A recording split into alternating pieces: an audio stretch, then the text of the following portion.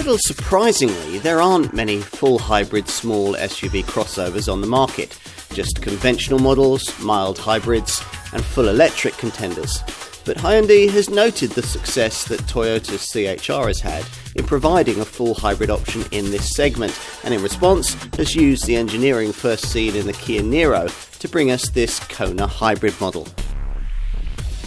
It's difficult to distinguish a Kona hybrid from a conventional petrol model, but brand loyalists will perhaps note the 16-inch wheels of a design bespoke to the hybrid version and the special blue dry badging used on the wings and the tailgate. Inside, there's a cabin distinguished in this hybrid model by white accents around the air vents and the gear lever surround, as well as accompanying white stitching for the seats. The base SE model gets a 7-inch centre-dash touchscreen, but further up the range, that's replaced by this larger, more sophisticated 10.25-inch monitor. Through the wheel, the instrument cluster's slightly different, as you'd expect it would be in a full hybrid model. The left-hand gauge replaced by a dial with blue charge, green eco and white power sections.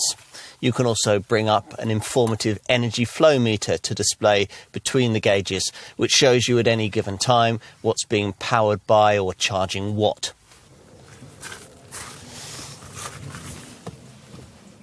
What about rear seat space? Well, as it turns out, by the modest standards of the small SUV segment, it's not too bad. In the back for the carriage of two folk, provided they're not especially lanky of leg. Out back, there's a 361-litre boot that's the same size as that of the ordinary petrol model. There are 3 Kona hybrid trim levels, SE, Premium and Premium SE, with pricing that from launch was pitched from around £22,500 to just over £27,000.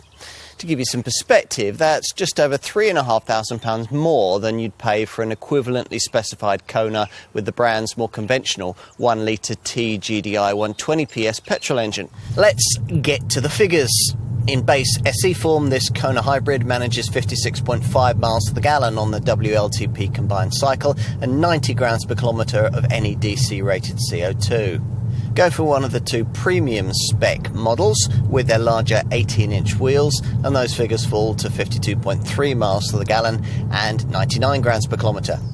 If you're after a small crossover that's particularly city-orientated and you're not quite ready to take the plunge into full EV motoring, then this Kona hybrid might prove to be a very good pick.